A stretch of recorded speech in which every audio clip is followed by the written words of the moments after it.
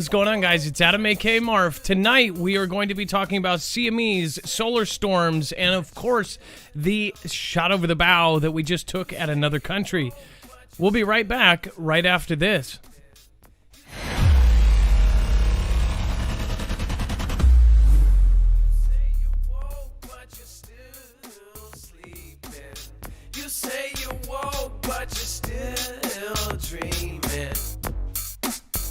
Remember, nothing in this show should be considered legal, medical, or financial advice. The views of the callers can differ considerably and do not necessarily reflect the opinions of myself, Dex, or anyone else on the show. You should always consult with a professional. And, of course, the internet is full of fake news, so please take everything with a grain of salt. All right. With that out of the way, my name is Adam, a.k.a. Marf, and this is Marfoogle News. We've got a lot to cover in a short amount of time, and we will be taking calls. The number is 224-400-MARF. Of course, again, you can call that number, press option 4, and get a hold of Dex live tonight. So, again, we'll be opening up the phones here in a minute. You can try early if you would like. Thank you, Mickey the Iron Worker, for coming out early and supporting. Says, guys, don't forget Ebola meteor from the Simpsons. They come together. I have to look at that one. I've seen so many Simpsons predictions. It's nuts. But I do want to remind you before the show, if you're new here or if you're ported over from the other channel, we actually back up everything we say and we make sure to put it on our website. In fact, every link, every tweet, every video that we put here, we give you access. You can actually follow along on a second device or a tablet, and you can actually follow on marfooglenews.com right with us. So I'm going to show you that here. I'm going to refresh myself. And it says truth about CMEs and solar flares. And then, of course, when you click on this, you'll see that we have done a bibliography of sorts of all of our sources. We've made sure to back up everything we say and triple check our work to make sure that we're not giving you false information.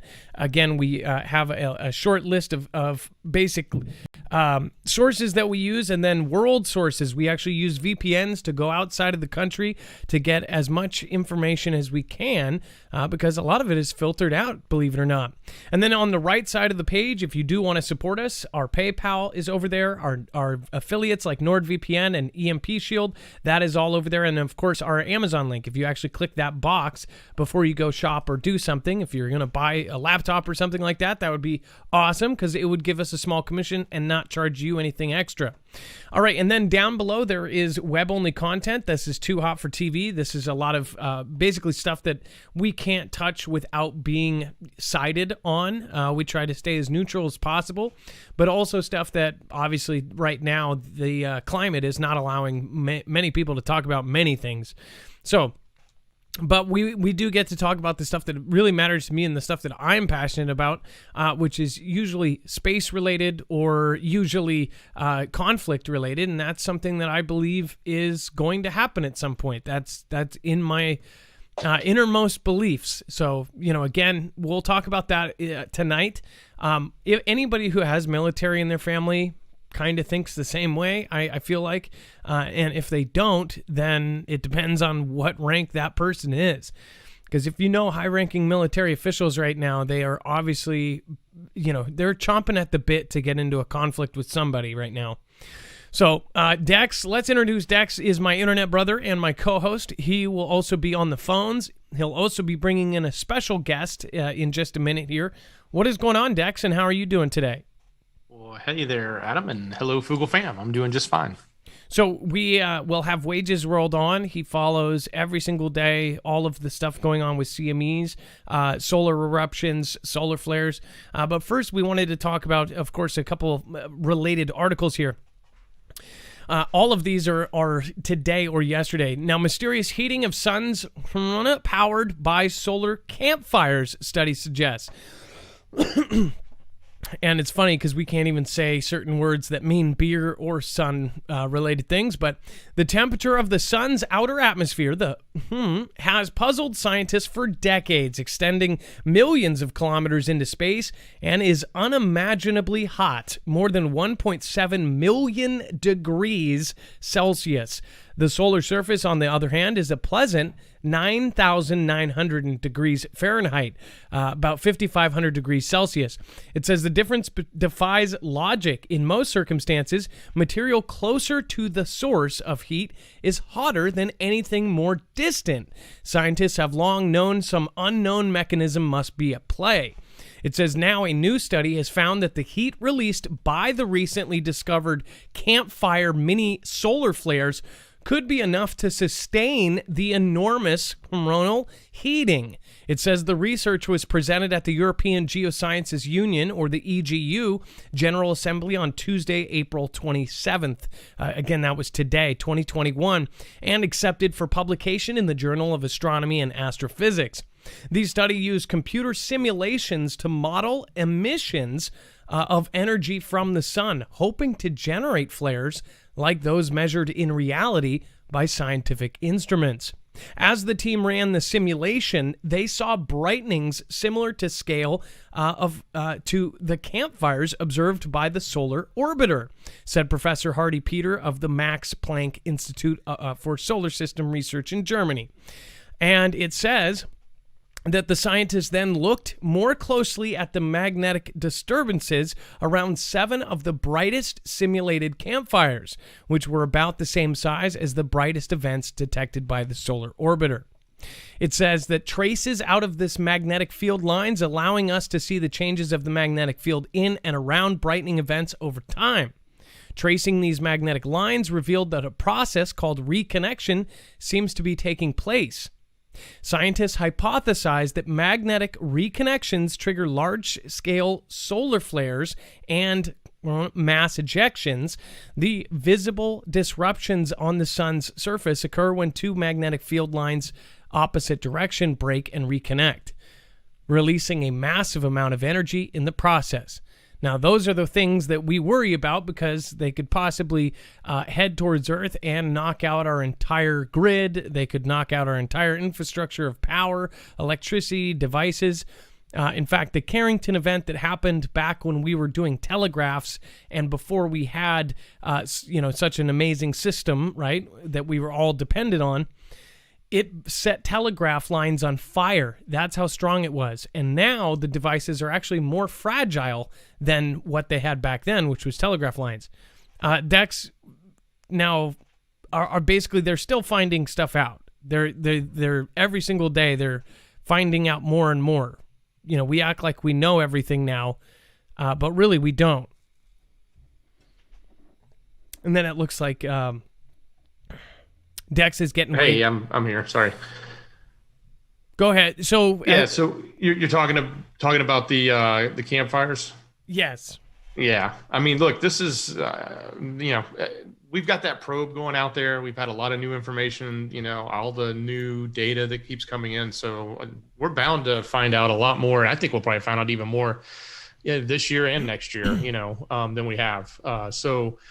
A lot of this stuff is interesting. And I guess the more we do outside of, our planet out into space, then the more we have to start thinking about what, the effects are of the radiation or the types of activities that happen from the sun in our solar system. I mean, we're talking about going back to the moon. We're talking about going to Mars.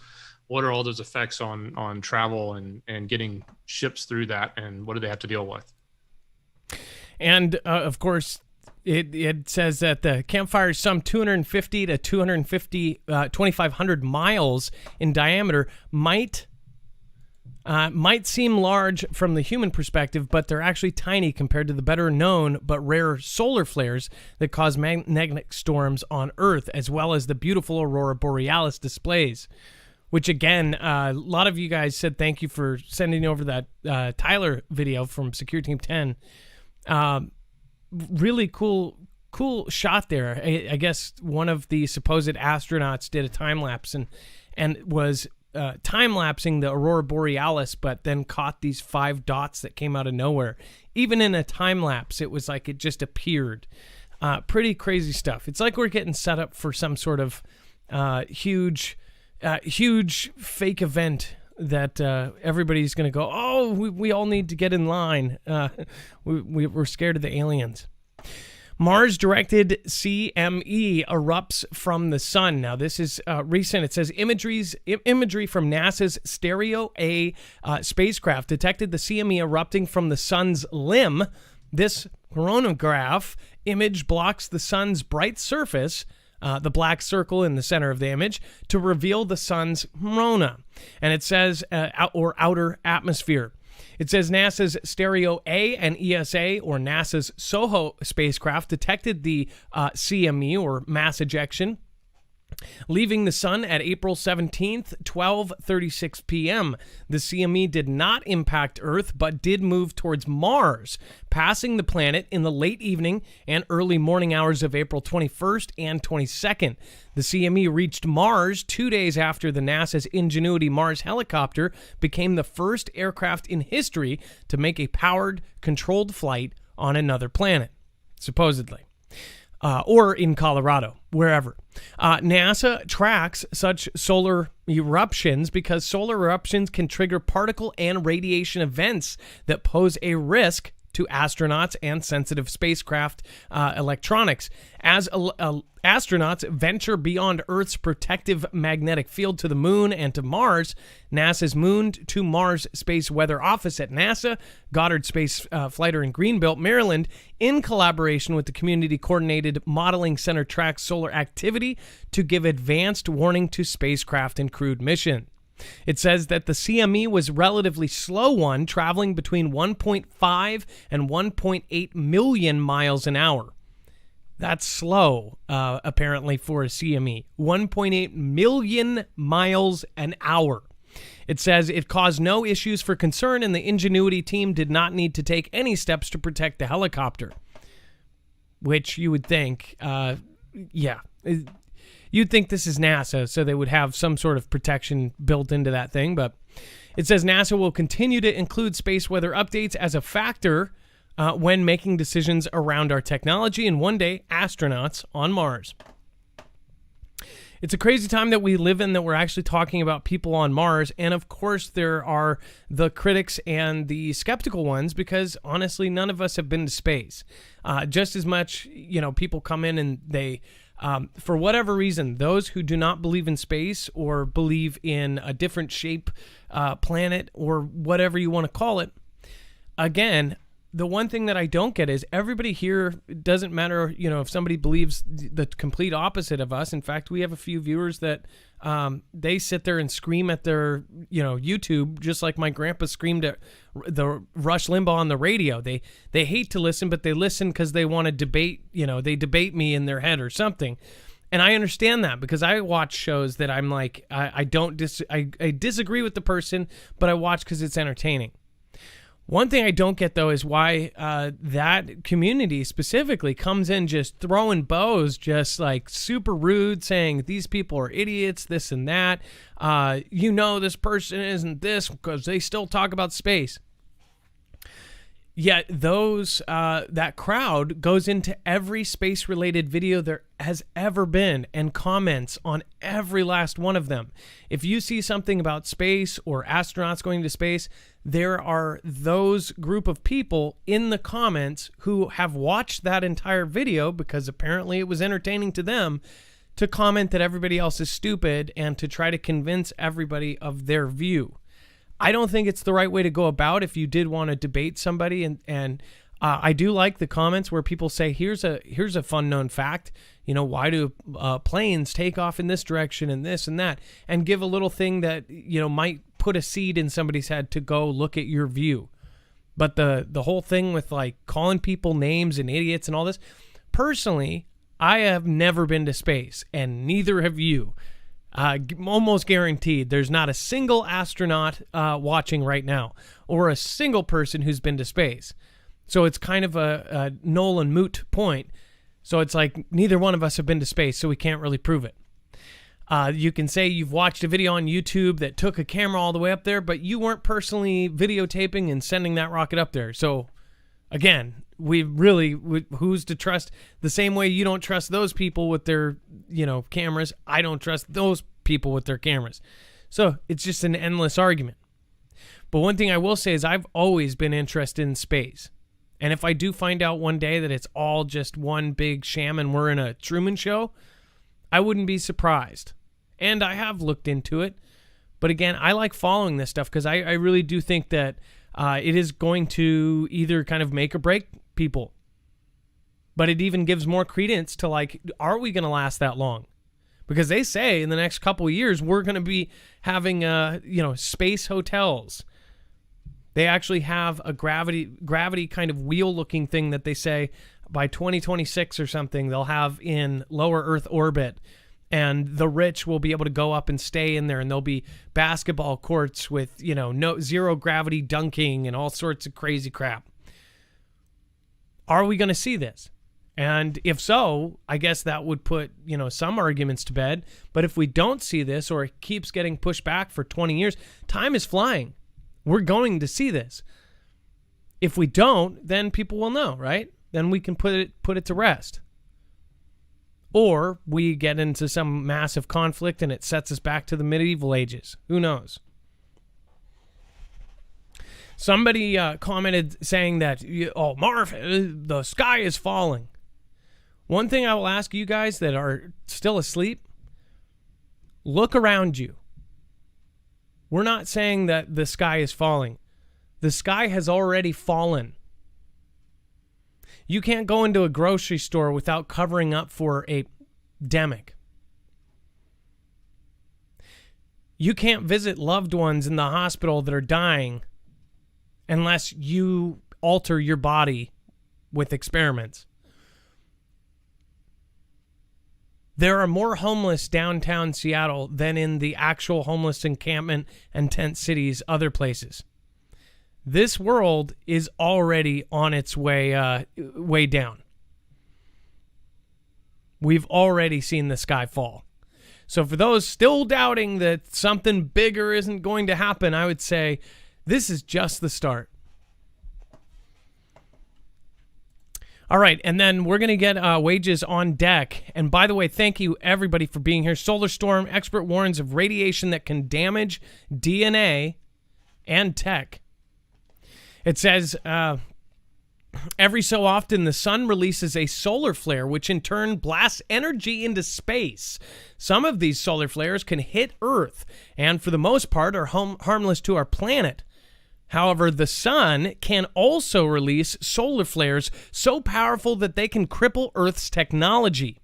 Previous studies have revealed that the sun releases an extreme solar flare every 25 years on average, with the last Earth-hitting one coming in 1989.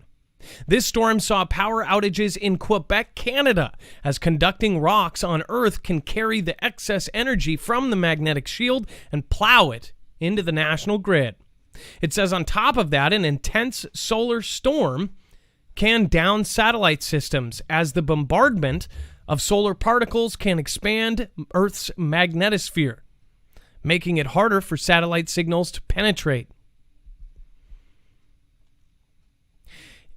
Get this, though. It says now one expert has warned that space weather and the bombardment of radiation can affect the DNA of humans.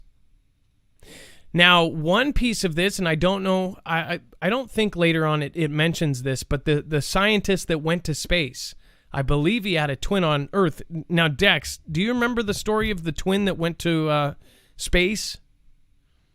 And vaguely. And I know, I've heard what you're talking about, but I don't know the details. And I don't think it mentions it in here.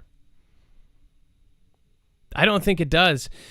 What's so funny is this is kind of, it's kind of crazy that this is coming out now because there were the twins, and one of the twins worked on Earth, and one of the twins was a supposed astronaut. Well, the twin that came out and spent all this time on the International Space Station, I think it was the guy who stayed the longest. I might be wrong. But they said his DNA had slightly changed, which I thought was pretty interesting. Now it says one expert has warned that this, of course, can affect the DNA of humans. radiation can break DNA, which ultimately can lead to problems such as cancer. Rami Kwahali, professor of visual computing at the University of Bradford, wrote from the conversation, radiation can also impact technology and people. During strong solar radiation storms, energetic protons can damage electronic circuits inside the satellites and the biological DNA of astronauts. It says that passengers and crew flying over the North Pole would be exposed to increased radiation. These radiation storms can create airs that make navigations operations extremely difficult. Energetic protons can also ionize the atoms and molecules in the atmosphere, creating a layer of free electrons. This layer can absorb high-frequency radio waves, causing a blackout of high-frequency communications, also known as shortwave radio. It says, with our increasing reliance on technology, predicting the weather in space is crucial.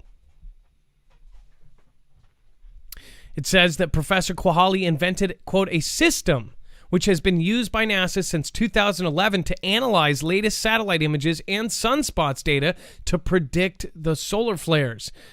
It says the system is known as an Automated Solar Activity Prediction, or ASAP.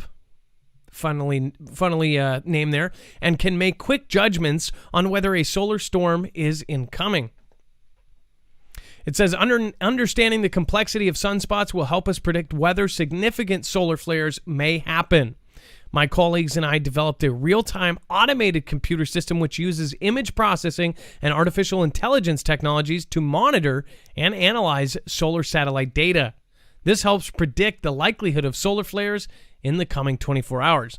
So we wouldn't actually have that much warning before we get hit.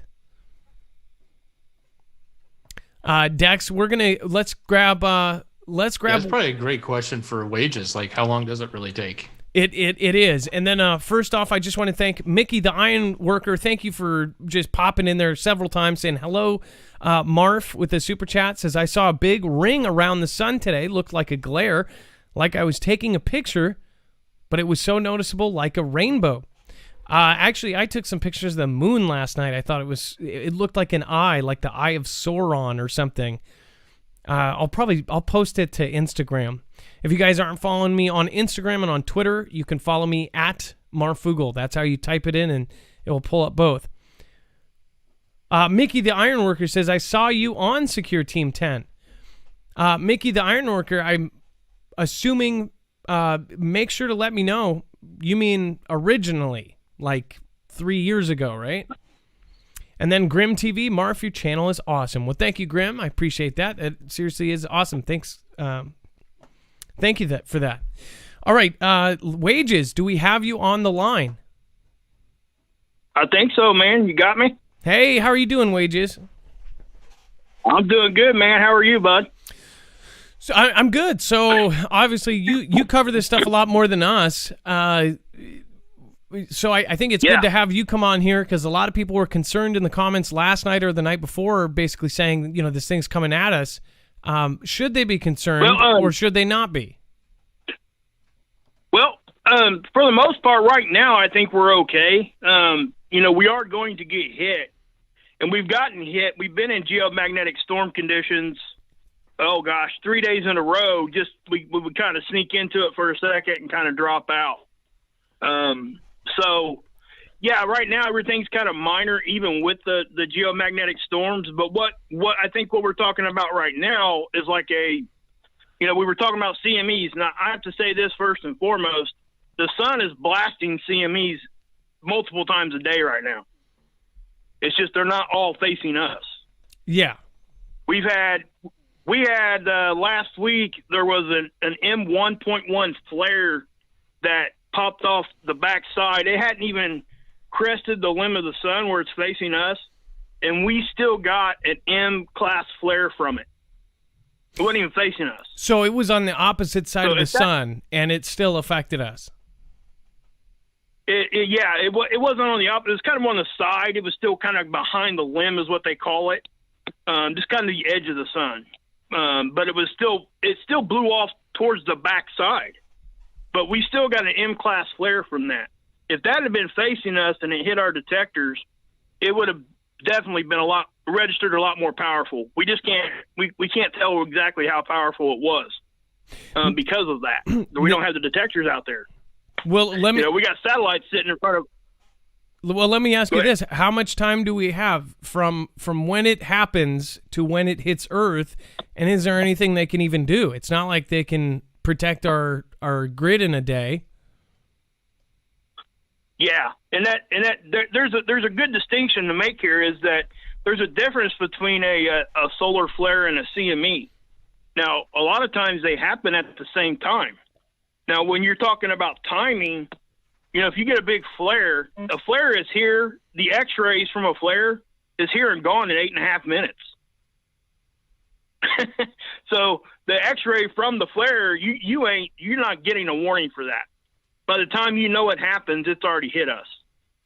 Wow. Now, the CME part of it that blows off the sun is actually charged particles or plasma. It's charged gas, which is what plasma is, and it moves at different speeds depending on how big it exploded.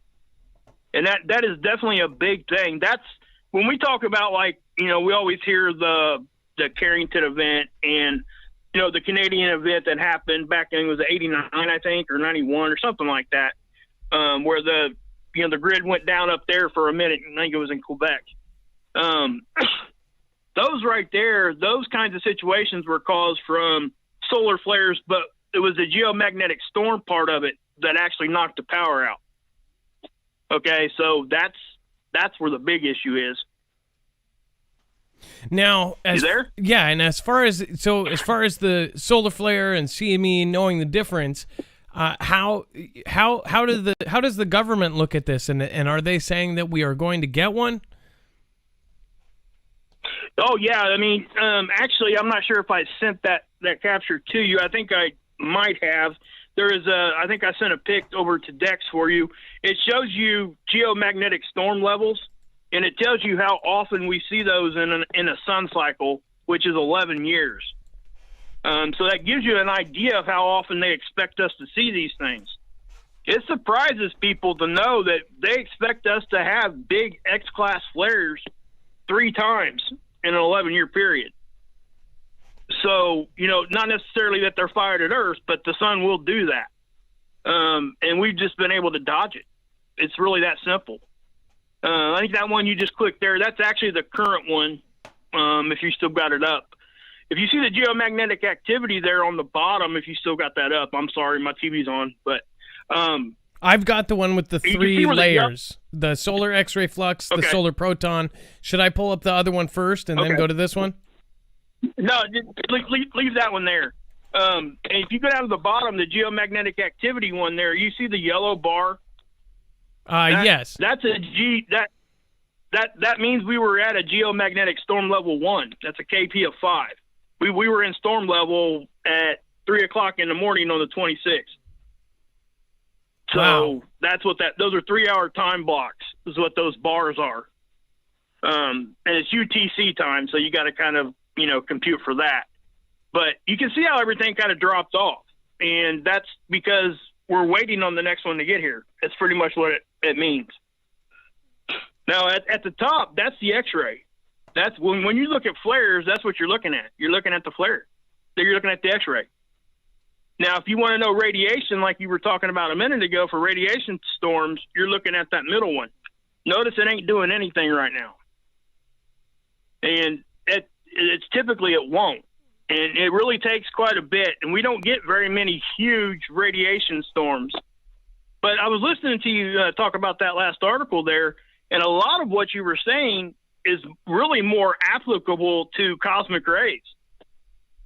Because when a cosmic ray hits our ionosphere, it splits off into subparticles, and the muons will get to us, and that's what makes us sick. So, but the what you were talking about with the astronauts and stuff, they don't have that protection of a magnetic field. They're out there with nothing. So that's the biggest issue. That's the whole reason we can't send a man all the way to Mars. They just wouldn't make it. It's really that simple. If they could figure out a way to, water actually is a great barrier for that. So there's a lot of technical and they're stuff there we can talk about. They're also talking about the putting in fact, that was just on a movie I watched with George Clooney. It was the one where he thinks he has that a daughter or a little girl was left behind, but really it's his him talking to himself because he's the last person on Earth. But they show the spaceship of his actual daughter who's grown up and in the spaceship coming back towards Earth, and they don't know in the spaceship that basically it's a nuclear holocaust on Earth and everything's gone. So because they had no communication and they went off to Mars, they came back. And what's so funny is they talk about in that movie that they wrapped the whole thing with water. And there was another one that actually had it to where they didn't have drinkable water. And I think Space Force, the show with what's his face, the goofy guy, Steve Carell, that show showed it where they ran out of water, so they grabbed it out of the side of the ship. Yeah, and that's I really think that they're actually seriously trying to figure that out. Water is heavy, so that's probably the biggest reason they can't wrap a whole ship in it. I'm sure they're trying to figure something out. I don't have that kind of knowledge at all, but we talk about, we were talking about our magnetic field.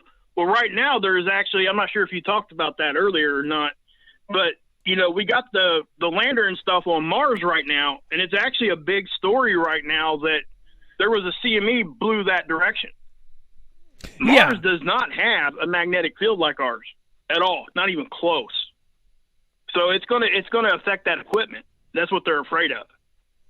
And that's a big deal. We actually just covered that before the last one. I know that you were we pulled you in, I think, after that, but we covered that. They said so far they have no damage to the supposed equipment, but they're watching it because, again, exactly what it said is there's no protection for them there, and that equipment is obviously a lot of money just sitting out there.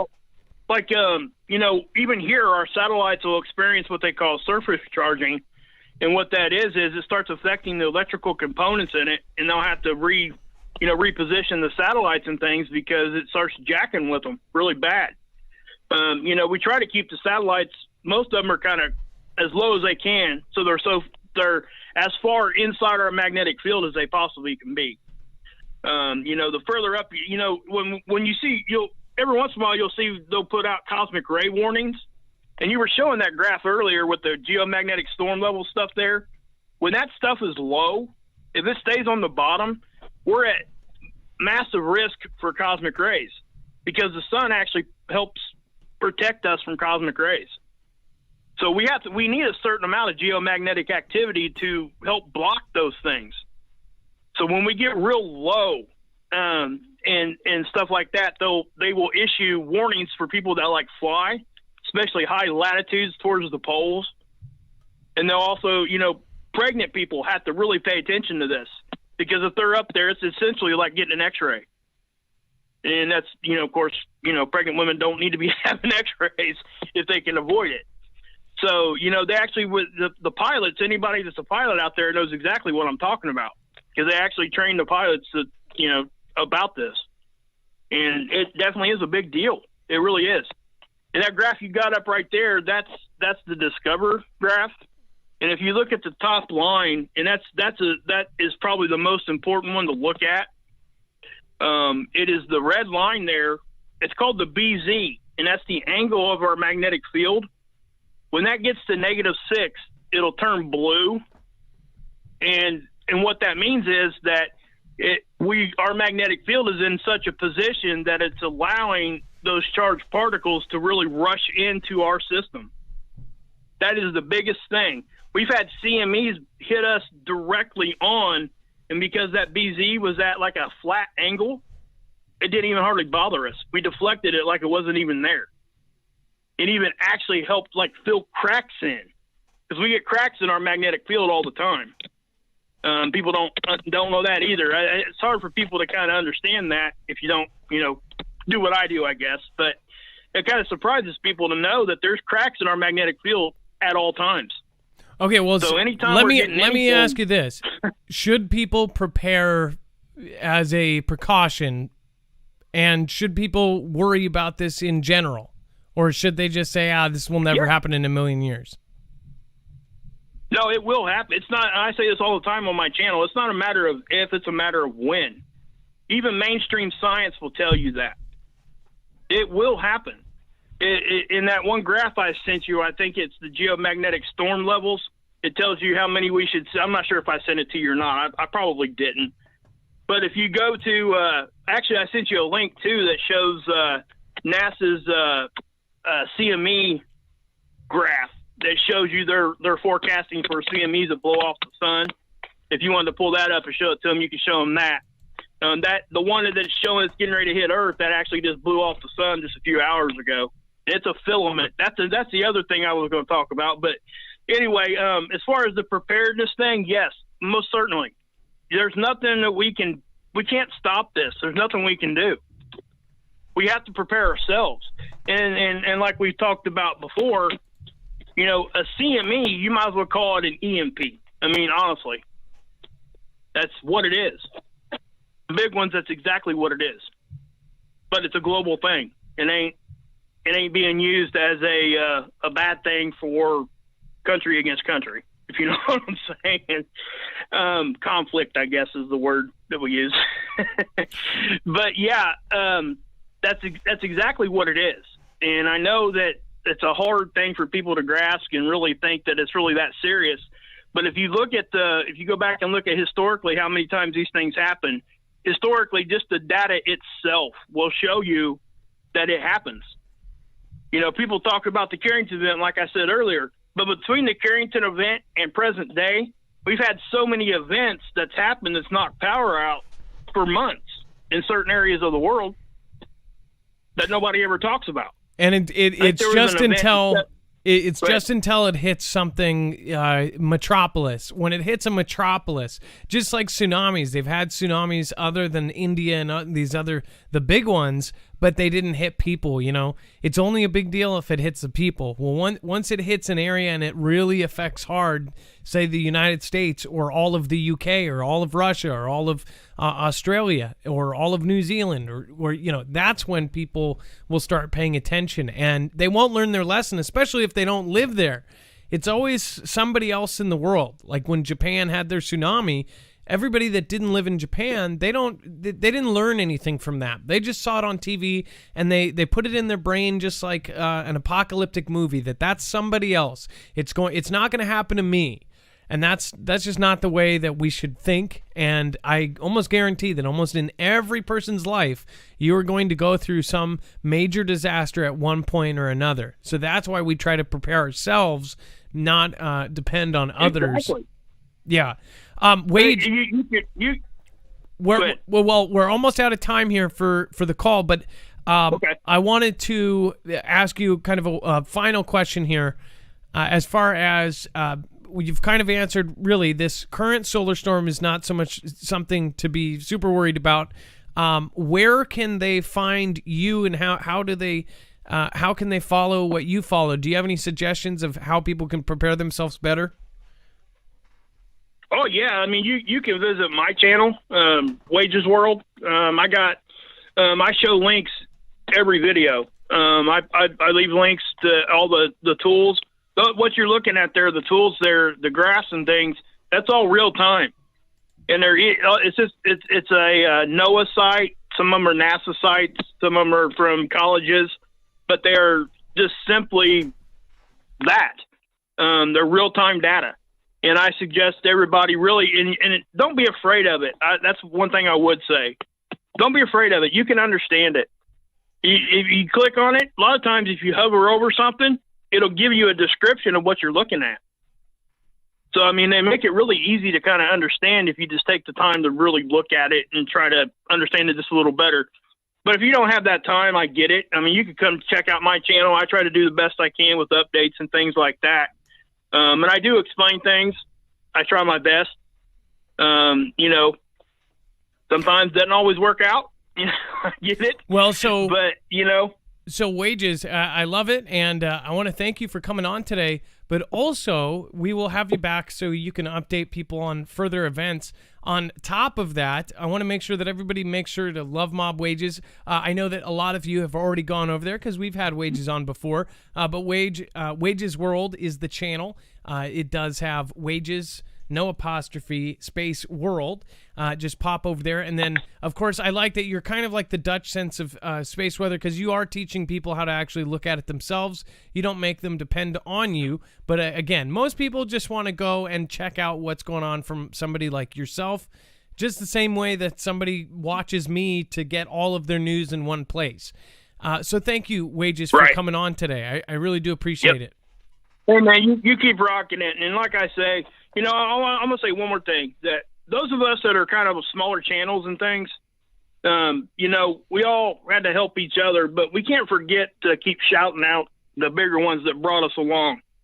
So, I've been trying to make a point to do that for people like yourself, because there are people that watch me that don't know you.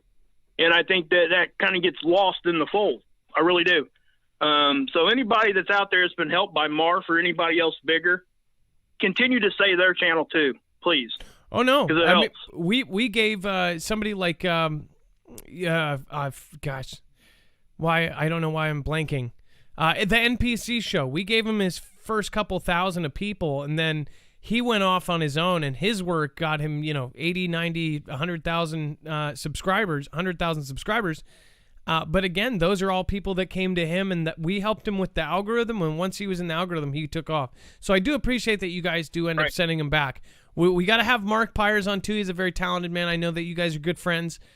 We've just been super busy. I've been a bit more busy with my kids than anything. But thank you for coming on, Wages, and I do appreciate you. Okay. Yep.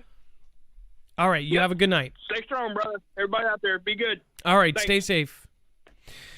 That was Wages World. He's always a very nice guy, and he's always very informative. He always gets to the point about all of this. So thank you, everybody, for paying attention to that. From Canada, we've got Susan Mantha says, thank you for all you do. Well, thank you. I appreciate you being here, and I really am thankful. Original Pilgrim has subscribed. I just saw that. What's funny is I saw your comment. I just happened to see your comment out of all the comments. Because the comments, we get thousands every hour, so there's 400 videos, and somebody could be finding a video from 5 years ago or finding one from now. But you commented and you said, hey, can I mirror this on my channel? And I was going to look at your channel and respond. One thing about mirroring is that you cannot just mirror exactly, because guess what? It can actually get me or you in trouble for duplicate info. They'll dink your channel or dink mine, even though I'm the one that is letting you use my stuff. If you do, one, as long as you use it in a good nature that's, not talking trash, and then two, put in your own editing or commentary, so it is, technically that's your thing, right? That's what I would say. If you want to use a clip, make sure to link the original video, and yeah. But if you're going to use it for negative purposes, then, of course, that's not okay. Thank you for asking, though, Original Pilgrim. And then Bacon Bandit, Pink Flamingo, thank you so much. Maddie's Mommy 14, so happy to catch you live. Thank you for everything you do, Dex Mods, and everyone else who helps with the Foogle fam. So we're going to get into kind of more of the world stuff here in a second. But as far as kind of an update, if you tuned in late, this current solar storm is not so much to super worry about. But one thing I want people to understand is that we are going to be hit with a giant one at some point. And, as people say, the sky is falling. At some point, it very well could. If the United States and other countries do not get prepared for a massive CME, something that's just unbelievably big, then we're all going to be screwed, because it could take upwards of 18 months or 2 years to actually get our grid back going if we had a nationwide blackout. That's just here in the U.S. If the entire world got hit with one directly, we have no idea what the effects of that would be. Most people would perish because of the lack of access to water. They say just in the United States, if we have a full grid down situation because of an EMP or a CME, that, again, 90% of us would perish. And that is all due to water. So, number one, make sure to have water. Make sure to look at your local kind of laws or whatever, because I guess some places they don't want you to keep or hoard water or even have rainwater or stuff like that. So make sure you're doing it right. But I guarantee you can stock water up, you can, and do it right. Look up information on how to do it while you still have that. I would also, right now, while I've got your attention, I would also make sure to have physical books on how to survive off of foods in the woods, how to get water out of plants and things like this. Get that now, because there is not going to be a Google when this happens. When we do have this event, when we do have when the blackout does happen, no one's going to have Google. So you have to prepare now instead of later, because we know it's going to happen, or we think it's going to happen.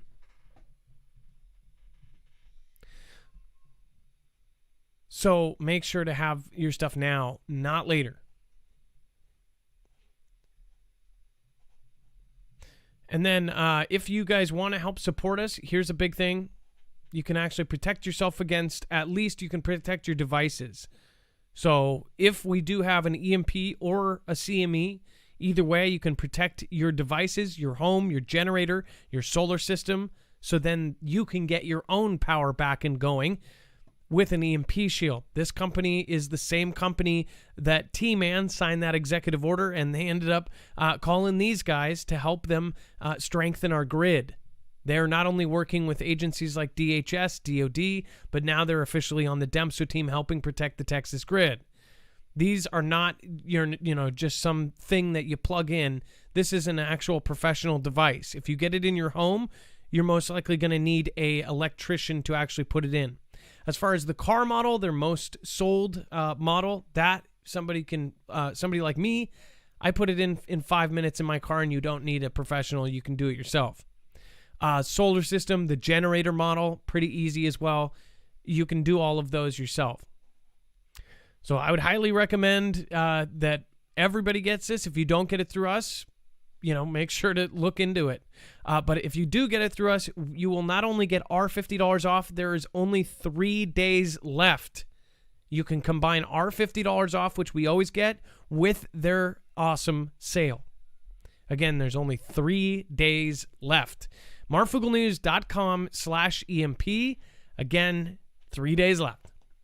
All right, now that we've drilled that in, Dex, let's... we are opening up the phones. If you do want to call, regular callers can call in. I'm going to go into this article. Russia puts U.S. at the top of unfriendly countries list. Well, no duh. They actually, and we've covered that they've said they are accusing us, or at least parts of their government are physically saying that we have research labs on their border, on the border of Ukraine even, and that we are researching ways to hit them with bio stuff. I don't know if you guys knew this. So, one thing that I always see is that people say, well, you're saying Russia's the bad guy or this and that. I'm not saying anybody's the bad guy. I think that, personally, I think that there's just so much we don't know. There's so much going on behind the scenes that we will never know. And who knows who is the true bad guy here. Because the U.S. has taken out countries for even coming close to trying to take them out. Look at the countries that even tried to do anything that, threatened our currency. Gone. There's a lot of really dirty stuff behind any big country. Any superpower has done horrible things. It's funny for the current prez or any prez, including T-Man, to call Putin a killer, right? Because they are too.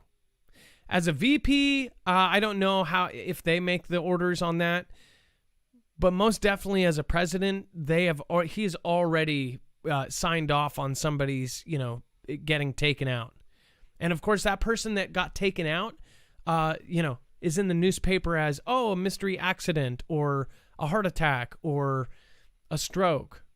Because the spy movies are, they're fiction. But the truth is actually crazier than fiction. We really do things like poison people and do all that kind of stuff. And so do they. As far as us being on their unfriendly countries list, it also makes me think, what if we have it all wrong? Maybe because I live in the U.S., I am so sheltered from the real truth that every other country sees. Maybe we're the bad guy. I'm not saying that, but I'm saying just keep your mind open. What if we do see them as a threat? They are teaming up and they have intel that Russia and China are going to do this new currency that's going to knock the dollar off, and they've already put things into play. And they have to take Russia and China now before they get too powerful and then take us. There's a lot of kind of seesaws going on, I think. And any military member will tell you right now that we are most definitely getting hotter with China and Russia. That is our biggest focus. Is it all part of the plan? I don't know. But what I would say is they will go to conflict. They don't care about lives. Because guess what? The people that are running this and get to decide this are going to be in a cushy spot or in a cushy plane 30,000 miles up sitting in a leather chair. They are not going to care about us. So I do want to say thank you to a couple people. Kelly2334, thank you, and thank you. Gone Girl 777. I am so sorry that you're having problems with D-Live. That really unfortunate. I cannot do the subscribe thing. It won't work. But an N95 Hero, Hopkinson, D. Watts, thank you. I did see up above, thank you, and thank you. Lisa K, 23. Thank you. Says, hi, Wages. Thanks for coming and sharing. Kelly2334 with multiple Ninja Guineas. Thank you so much. Lafer just followed. We've got Stage 7 just followed and immediately came in and donated lemons. That's amazing. Thank you. You don't have to do that, just to let you know. Maui Racing Realtor, Geisy, Bear Claws, Lady Wreck, thank you. Says, who needs that arm thing? I have Christ in me. And then we've got King Baez. Thank you for following. Lots of new followers. Joe, 1954. Let Him Guide just followed. Lots and lots of new followers coming in for some reason. I don't know if somebody's hosting, but thank you, whoever's doing that. Truth Wins. We've got QT Dippers, N. Sanchez. Thank you. And then, of course, shout out at Wages. He is 100% fire. Carolina Root 74 says. And then, sorry, Gone Girl, you're having issues with that. But it's nice to see you. Hopkinson, Big Hair Tsunami, everybody over there, thank you. N95 Hero is here. And then Empress 46, Diana, and Elv. Thank you, guys. I will. Thank you so much for saying that. So it says that the U.S. has been placed on a list of countries Russia considers to be unfriendly. Well, no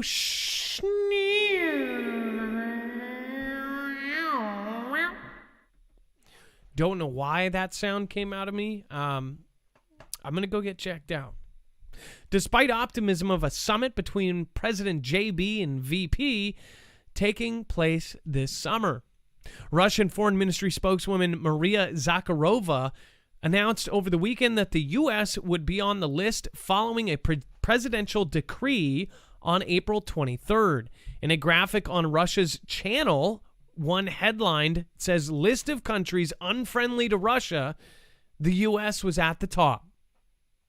It says also named were Ukraine, so the place they're trying to take, we're on top of them.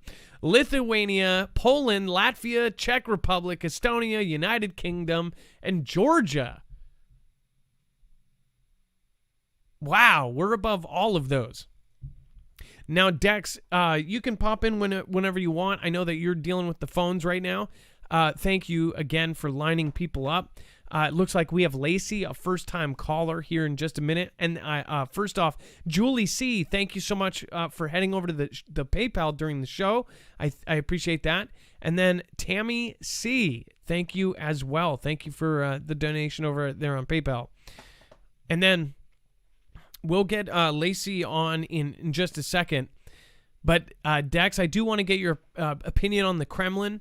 It says Kremlin spokesman Dmitry Peskov told reporters that the list had not been finalized, but that it was unaware if there was something regarding the deadlines, according to TASS. The list appears to be mostly symbolic, and consequences of being included on it are limited to Russian citizens being banned from working in diplomatic missions on Russian soil. Yeah, I mean, this is sort of a no-brainer, as you said to begin with, right? Like we would expect to be on their list, right? I mean, I would think it was a given. Exactly. I would be like, who's your first person on your list if you're Russia? It's going to be, it's going to be the U.S. Who's the first one on your list for the U.S.? So it's going to be Russia, right? What were we there before, though? Did they have a BFF list, or did they have a friend-of-me list? Like we were their friend-of-me? Yeah. I don't know. It'd be interesting to know if we were on this list 4 years ago or 2 years ago or a year ago. But did they? But yeah, it's sort of no surprise. But I mean, the tensions right now, and it's interesting, is you could probably look at administrations, the tensions before, the last administration, or at least going into that, election of the last administration, not the current one. There was like this whole tensionist thing built up about depending on who was going to win, whether or not we would be going into conflict with them. And now here we are with a new administration, and now the tensions are hot again. So no surprise that we're on their naughty list, but it also just sort of goes back to the fact that, look, who are they getting prepared for? Who does Russia prepare for every day? Us. And they don't just prepare to defend, they actually prepare offensively. So that's right. That should be very telling.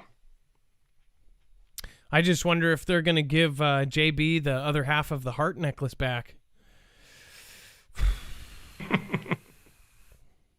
Brandon Scott, thank you for your support there, and you can always write something. If you do a super chat, you can actually write a message, and I see it directly, so always let people know. Old Ghost, truth.com or Raw News. I just read something on Raw News. I don't know why. Don't know what that was. Russian fleet holds naval combat exercises as U.S. Coast Guard vessel heads back to the Black Sea. It says that the Russia's Black Sea Fleet launched naval combat exercises on Tuesday as a U.S. Coast Guard vessel headed to the region at the time of heightened tension between Russia and the West. Moscow alarmed Kiev and Western capitals in recent weeks by building up forces along the border with Ukraine, though last week it ordered a withdrawal of some troops. It says Russia's Black Sea Fleet said on Tuesday its Moskva cruiser would hold live fire drills with other ships and military helicopters, Interfax news agency reported. So, by the way, they said that they were pulling back, and just as we said, they said we would pull the people back on the exercise. It was not a full pullback. It was a partial pullback, and that same very day, I think it was the same night or the day after, they were shelling into Donetsk, or that was at least what was according to the locals there. So that wasn't a true pullback, and they left all of the vehicles there. As one of my friends said, who was in the South African military, they said it looks like they were putting it there for storage. So very well, they could be just, storing it there for later. I believe they're going to take Ukraine, and this is a big setup. Maybe something changed. What changed behind the scenes that, totally twisted this around? The same time Navalny goes off his hunger strike? It's just weird. And if you don't know the story about Navalny, I would highly recommend just typing in Navalny real quick, because he is the critic of Putin, and he was outspoken, and tons and tons of protests basically all lead back to him. So all the people that are like, hell no, we don't want Putin, Navalny is responsible for a lot of that, and they of course put him in jail. Then he went on a hunger strike, and he wasn't going to eat, and the world said basically if they let him die, then it's on like Donkey Kong, but without the echo. You know what's interesting about this this Coast Guard, U.S. Coast Guard ship all the way over in the Black Sea? I heard about this through the live UA map or whatever. They were saying that a Russian ship was trailing a Coast Guard ship today. And I sort of wrote it off and said, it doesn't make a lot of sense. What's a Coast Guard ship that's probably doing drug running down in the South being used way over there? But then when this came out as the actual article, it doesn't say in here that it was actually being tailed, but it sort of gives credence to that sighting that was seen, that people were saying it was being tailed by a Russian ship during these exercises. Yep, which we covered, and again, people were like, "Well, why would that make sense?" I think it makes perfect sense. This is a quote. It says, "The actions of the U.S. and NATO in the European region to increase the combat readiness of troops and strengthen their forward presence is contributing to an increase in military danger," Shoigu said in comments circulated by the Defense Ministry. That was, of course, Defense Minister Sergei Shoigu on the Russian Ministry of Defense. And it said that Tuesday, Russia had not pulled forces back because of external pressures, and that Moscow moved troops around on its own territory as it saw fit. You caught that part, right, Dex? That they did not pull back because anybody was doing anything. They pulled back because they were doing exercises. So they left their stuff there. So they're claiming that basically, nothing changed in the background. I don't know, though. What do you guys think? Put it in the comments down below. What did you think happened? Do you think they had some sort of secret meeting? Let us know. And then we have Navy releases video of Iranian warship harassing U.S. Coast Guard ship in Persian Gulf. Now, let me, I'm going to put this on the small screen here. This is South Arabia. I am going to try to make sure this doesn't have.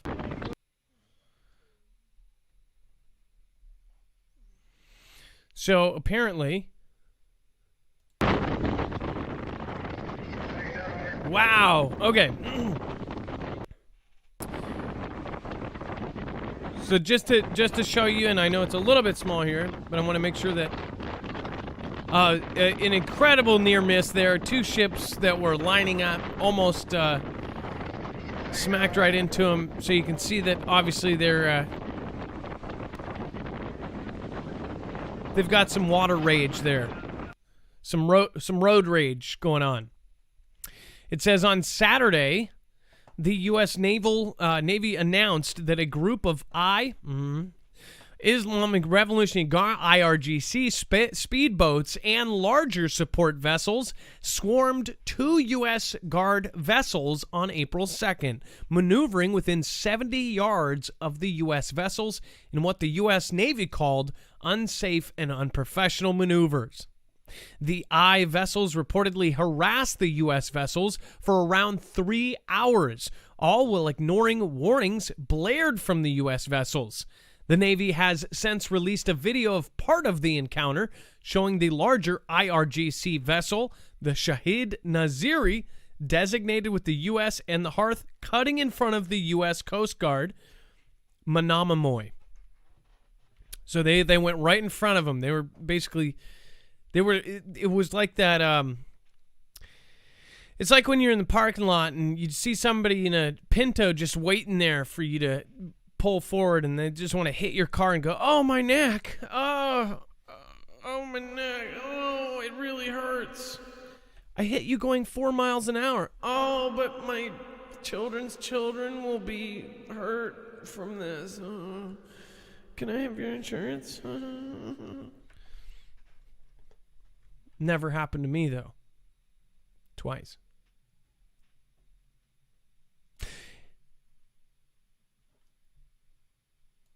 In other news, a plug for NordVPN. I hope you guys are protecting yourself. Make sure to go check out NordVPN. It is one of the best virtual private networks out there, and it's one of the easiest to use. But even better, though, it helps us protect ourselves. Again, we are a completely independent news agency. Again, we depend on your guys' support. We do not have a multi-channel network. We do not have a team of lawyers.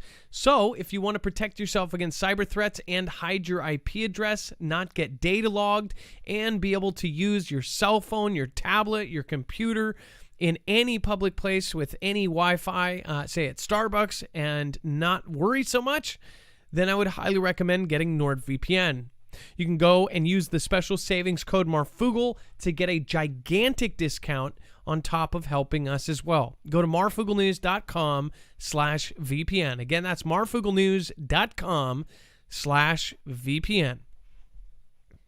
All right, Dex, let's get Lacey on. It looks like Lacey is, let's see here, from Florida. And, well, actually, it looks like you switched them around there. Who do we want first? Do we want Giant? Let's get Giant real quick, and then we'll go to Lacey. Okay, perfect. Ooh, it looks like we've got some videos here. And all right. Giant, you're live on Marfoogle News. Hey, Adam, how's it going? Hey, how are you, Giant? So how are you? Giant Tyrant. I'm doing pretty good. Okay, so what are we looking at? I got those SpaceX patches for the launches. They have like a different patch for every mission. I sent some pictures to Dex for the link for the pictures. Okay, they're the first one was.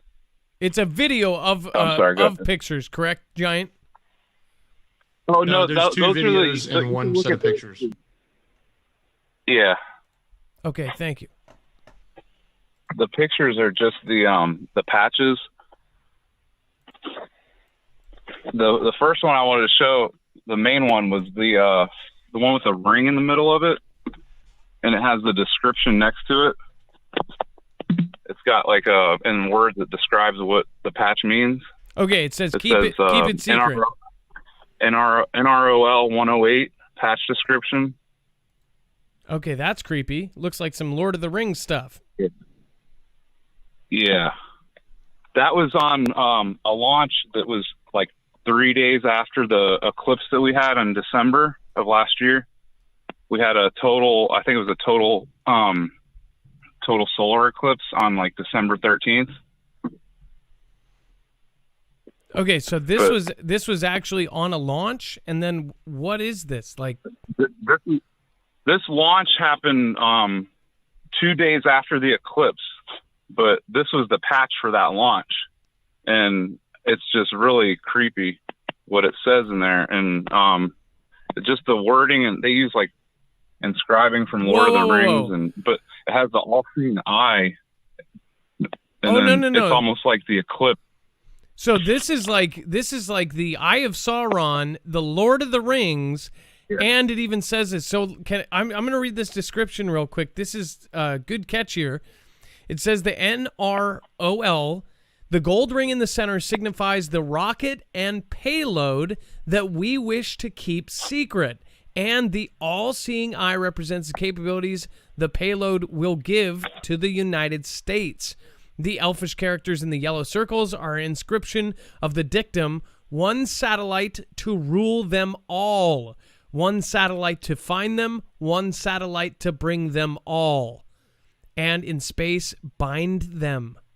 In the outer black ring, the two organizations, NRO, and by the way, nobody talks about the NRO, that's crazy, and SpaceX, responsible for the launch, are named on the sides, while the top and bottom is the range's motto for this mission: keep it secret and keep it safe. That is freaking weird. And they even called it Elvish characters. They called the print writing Elvish. And I don't know. It looks like the eclipse too, where the moon and the sun, and then like a big planet behind all that, like planet, the letter X-ray. I can't say the. Thank you for saying that. No, I gotcha. That's weird. Yeah, and then the other patches are really weird too, but I couldn't find the description on them. There's one that says psychedelic research crew on the Falcon Heavy, That one looks kind of weird too. What in the world? This one's got Medusa on it with like a Nordic princess with an owl eye. It says Vanderberg. Wow. Okay. So, and then let's check this other one out.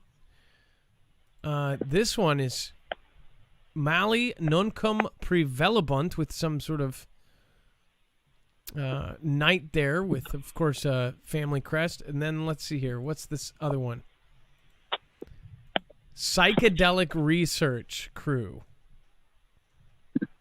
Yeah, and they do these patches for every mission. Every time they have a launch, they make up a different patch that has all these symbology to it, and everything on the patches has a different meaning towards their mission and what they're doing. Maybe Space Force is like the show. Maybe they've got some sort of Steve Carell running the show. I know, it's that one with the Lord of the Rings really just, I don't know why they're tying that to this. And then they also said it's going to give the government, the United States, the capability of the all-seeing eye. It's like in that movie with the Dark Knight when Batman had the echolocation through everybody's cell phone signal. I've talked about and the frequencies. He was able to see the whole city. Yep. In the movie, they go, "Should you have this?" And he goes, "Probably not," or something. They go, "Isn't this kind of messed up?" And he's like, "Yeah." Something like that. That's what I was talking about the other day. Yeah. It's scary. And this is the description. Just to read that one more time, it said the one satellite to rule them all. One satellite to rule them all, one satellite to find them, one satellite to bring them all, and in space bind them. That's not some that's not some Dr. Seuss stuff. This is like some real stuff. Freaky. Yeah, that's been. I've been trying to call in about this patch for a little bit. This was back in December during the, like I said, the eclipse. That is creepy. And then the other stuff I have is the videos on the YouTube links. Those are just exhaust trails from. I took video of the rocket launch also, but afterwards I took some like still shot frames and put it in like a slideshow, and of the exhaust, how it makes like exhaust plumes, and it's making these weird shapes you could see in the video when you turn it on. But it's almost like there's something up there. It's reacting with it in the sky. And there's one that was like, it almost looks like a musical note or like something in a drop of water, like how when you drop something in water, it makes like different wavy patterns and stuff. I get what you're saying. You're in Florida, right? So you get to actually witness this with your own camera. Yeah, I'm actually I'm right in front of Vandenberg Air Force Base right now, and I'm about to watch a SpaceX launch too. Oh, I've actually got a cop pulling me over right now. How you doing, sir? I'm doing all right. Yeah, beaches are closed. Oh, are they? Okay. Yes, sir. I was here to watch the SpaceX launch, and it got canceled. Oh. There was one at 12:05, and I just checked the Twitter feed, and it got canceled. Well, if it was going up, I would still just stay there. Yeah. I'll get out of here. I didn't know the beach was closed. I'm sorry. So, I mean, if the launch still goes, I don't care. It's tomorrow. They said it was going to be tomorrow for sure. Yeah, I was going to say, if it was going to go up, I wouldn't care. Yeah. I'll be here tomorrow, but I won't come here. I didn't know this was closed. I wouldn't tell you not to. I'm not working tomorrow night. Okay. I don't want trouble. Yeah. So if you're just like, hey, I'm here to watch the launch, they're more than likely not. Yeah. So. Okay. I'm sorry. I didn't know it was closed. I didn't see the sign. Make sure to tell them thank you for your service. Yeah. So it's my most of the time. We just come out here and just, hey, beaches are closed. That's it. Okay. All right. Have a good night. All right. Thank you. Thank you for your service, sir. Thanks. Wow. I'm right in front of Vandenberg Air Force Base, and that wasn't even a cop. He was a military. He was all up. Even better. Well, what a cool guy, though, too. Obviously, you're there, and you right off the bat said, hey, I'm here to watch a SpaceX launch, and they just canceled it. So, well, Giant Tyrant, we're gonna send people over to your channel. Oh, okay.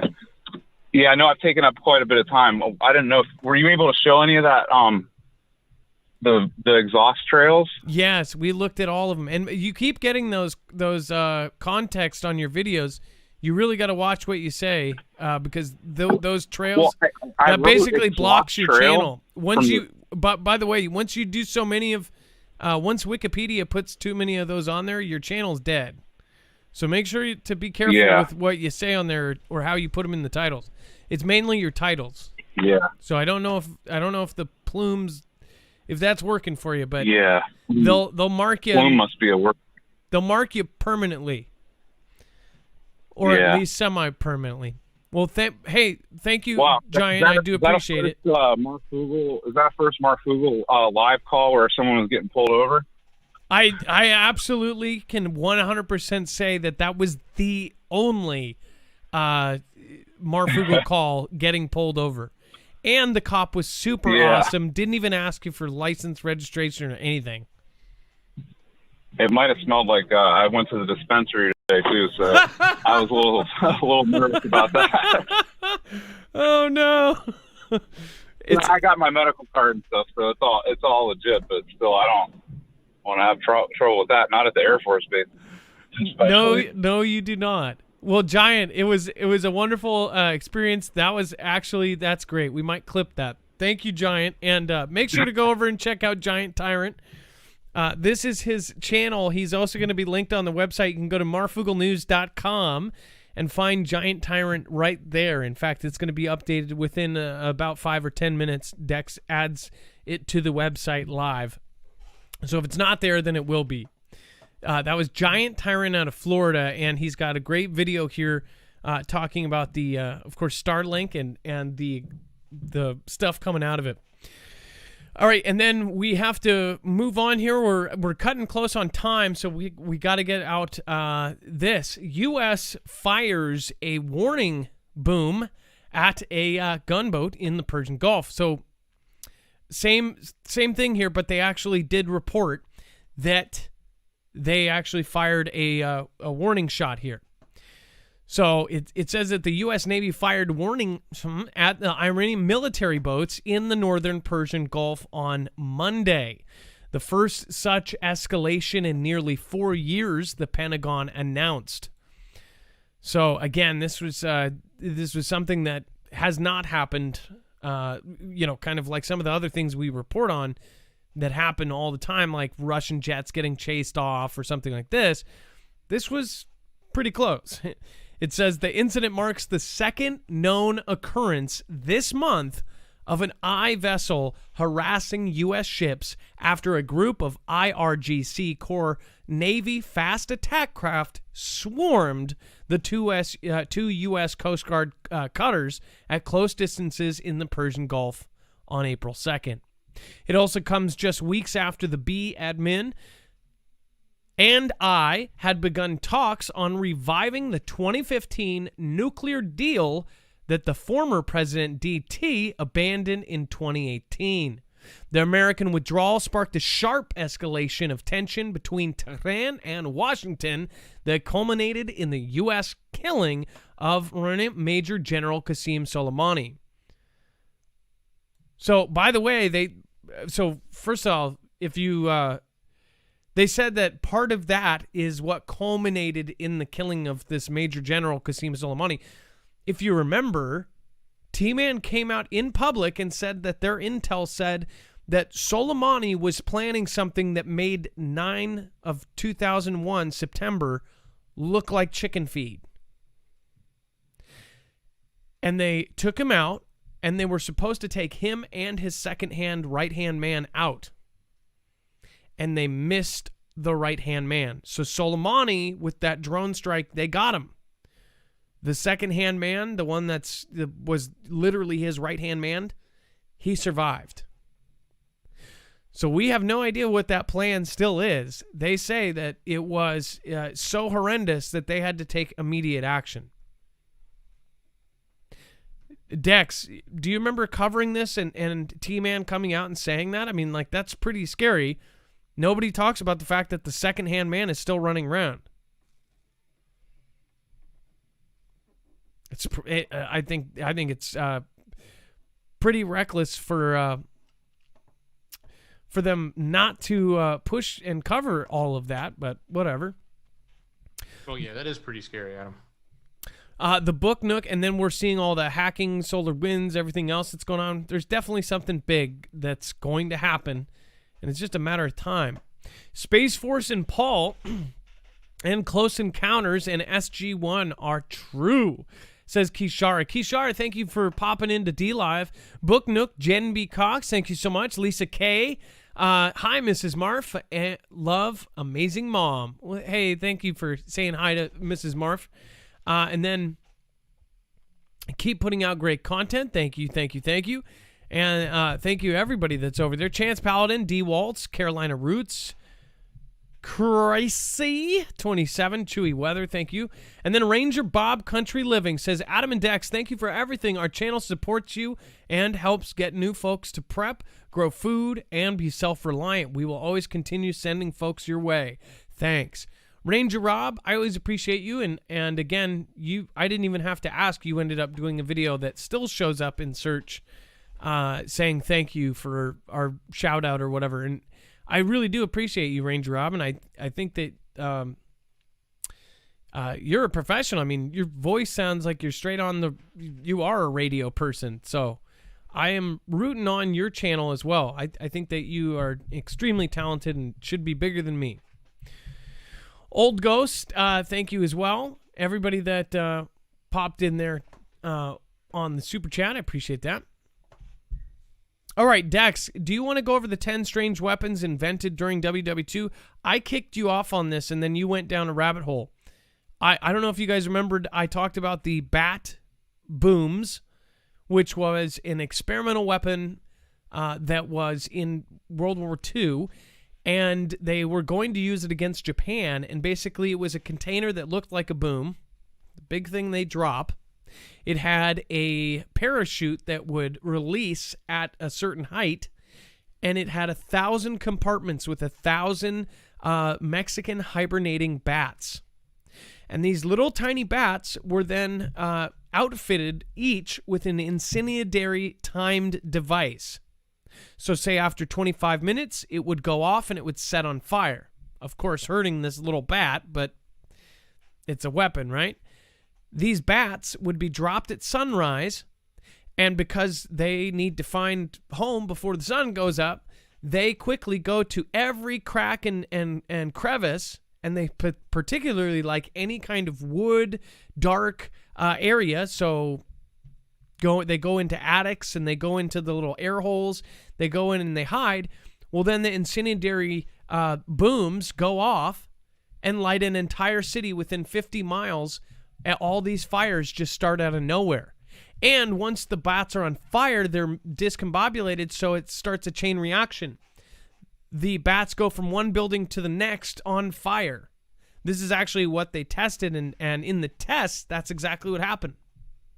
They never used it, but this was just one example of the craziest stuff that they used or designed during WW2. Imagine what they're going to design towards the next one. Dex, pretty crazy rabbit hole here. Oh yeah, it certainly is, Adam. And you could probably skip the first one, but all of them on here are really good to just get a glimpse at some of the craziest ideas. And actually, some of them are very innovative and things that we're actually doing today. I'm wrapping up with another caller real quick. I'll jump back in if you want to just get started. You can skip the first one, but all of the rest of them are great. So the Goliath tracked mine. It says in 1940, the Wehrmacht recovered a strange remote-controlled prototyped vehicle from the River Seine. Designed by the French designer Adolphe Cagrès, this prototype inspired by the Germans to develop their own remote-controlled vehicle, primarily as an anti-tank weapon, the result of the Goliath tracked mine, a 1-foot-tall, 4-foot-long tracked vehicle that could carry around 132 pounds of high explosives. Steered remotely, it could be driven beneath enemy tanks and detonated. The Goliath, however, had a number of issues. The remote control connection was achieved via a 2,132-foot-long cable between the vehicle and the driver. It said enemy soldiers quickly learned that they could neutralize the Goliath by cutting the cable. It was painfully slow at just 6 miles per hour and woeful ground clearance, meaning it could easily become stuck, and was only covered with thin armor. Nevertheless, the Germans produced 7,500 Goliaths and used the weapons in battle during the Warsaw Uprising on the beaches of Normandy. Have you ever heard of this? I didn't. I haven't. But I just think of this. I think of the tractor scene from Austin Powers. Just this guy driving the boom and... Oh no, the bomb is coming.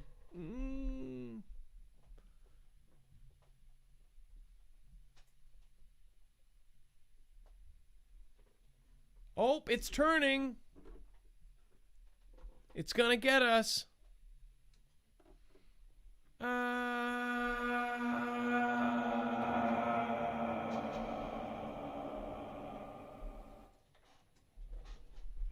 think you get the point.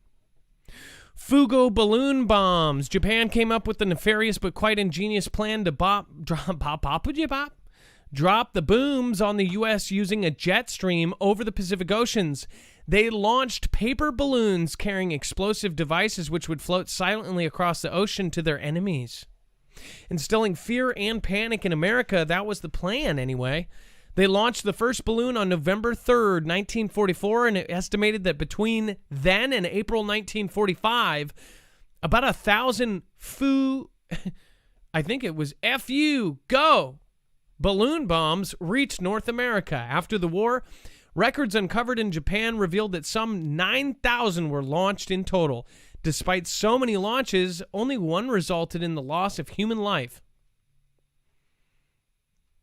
Oh my gosh. And it was a pregnant woman with 5 children.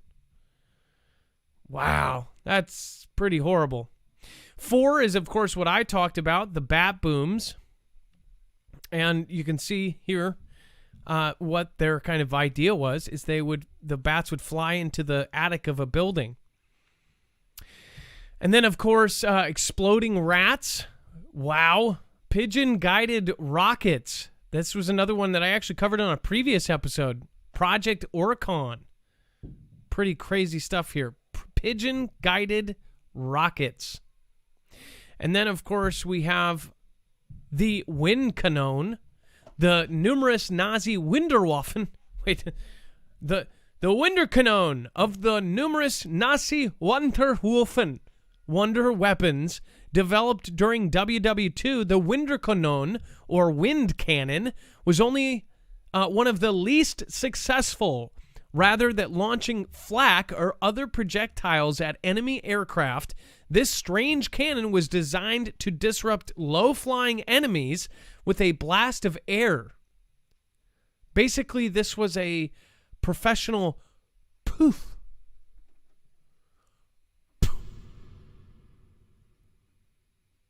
9. It didn't hit.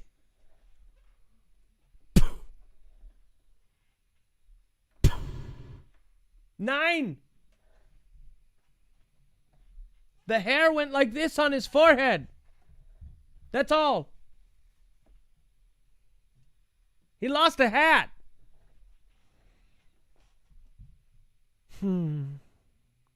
The Krumloff, the ability to shoot around corners without breaking cover, offers obvious advantages.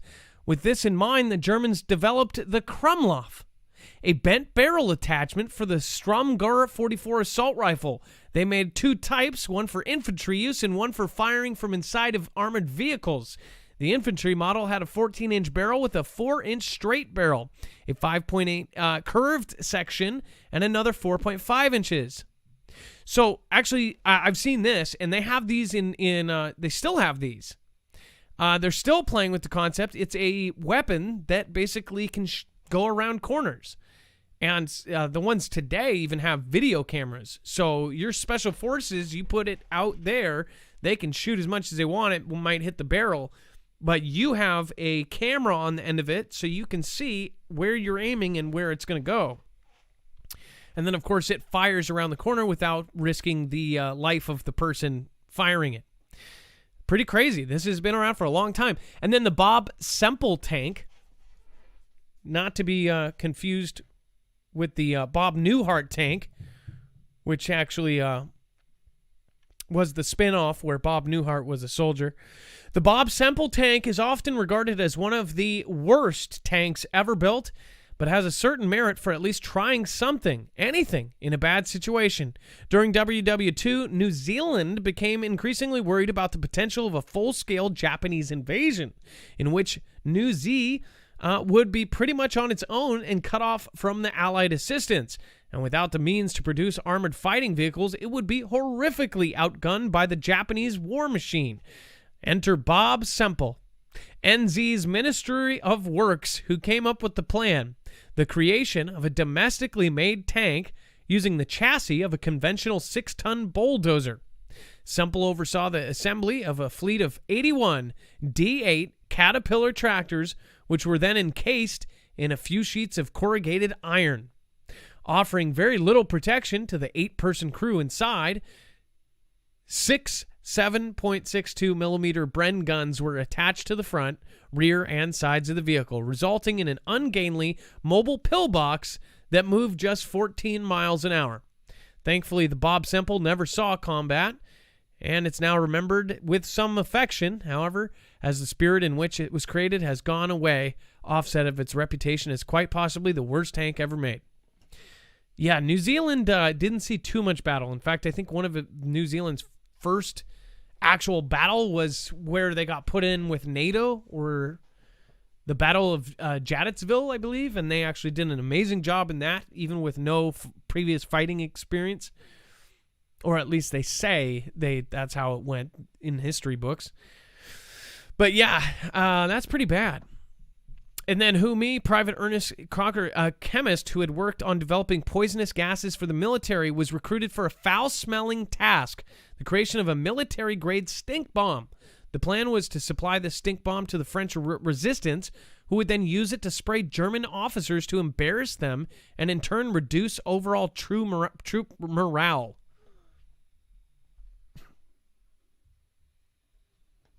You smell like fart. I want to give up. 9, you can't.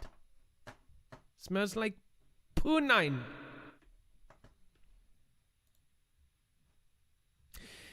And then, of course, we covered this in our show earlier, but the NASA is to prepare for a hypothetical asteroid impact with simulation this week.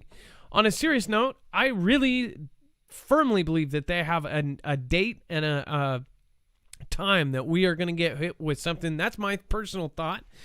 I think that with everything that is out there, I think that they are obviously and visibly preparing to try to knock one out of the sky or to redirect it. Now, who knows? Maybe it's not as urgent as we think. Maybe it's in 100 years, but it will destroy Earth. Or maybe it's in exactly 6 years or 7 years, 6 years or 9 years, whatever it may be. I don't know. But I think they would know. And guess what? They're not going to tell the public. People go, I track all of these and I watch it every day and there's no thing that's going to hit us.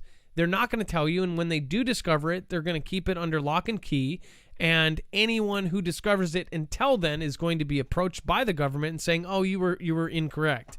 And we've even had people that have come forward and basically said that they've discovered basically impacts with Earth, and then all of a sudden they're like, oh, we made an error, and now there's peer-reviewed results that say they're not.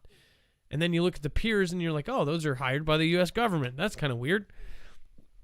Just saying. And now, this week, NASA will start preparing the possibility of an asteroid hitting the Earth in the future.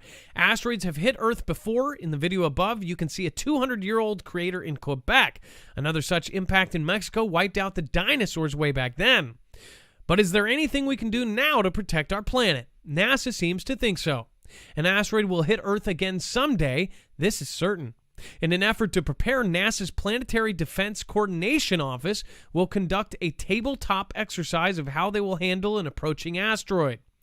It says on Monday, the hypothetical asteroid will be discovered and additional information will be determined and the team will make decisions, carrying out a true simulation of a real-time potential asteroid impact scenario.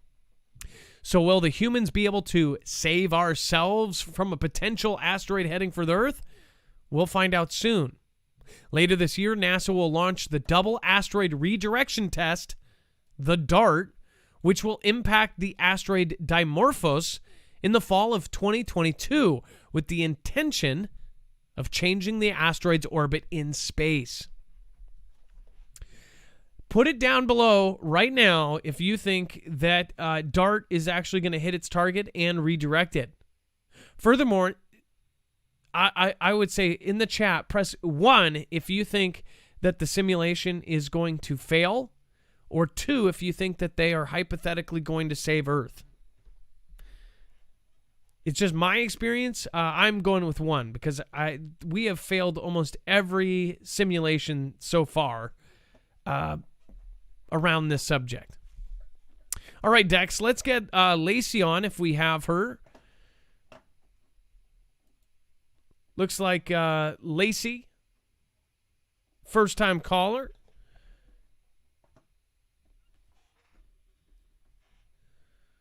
Let's see here. And then we have an article that goes with this.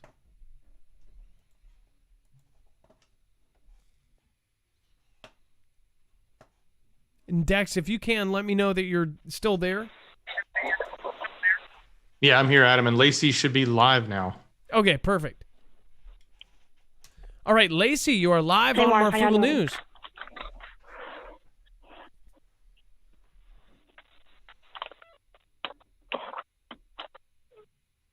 Who's going to talk first? Not going to hear me? Blah, blah. Okay. Blah, blah, blah.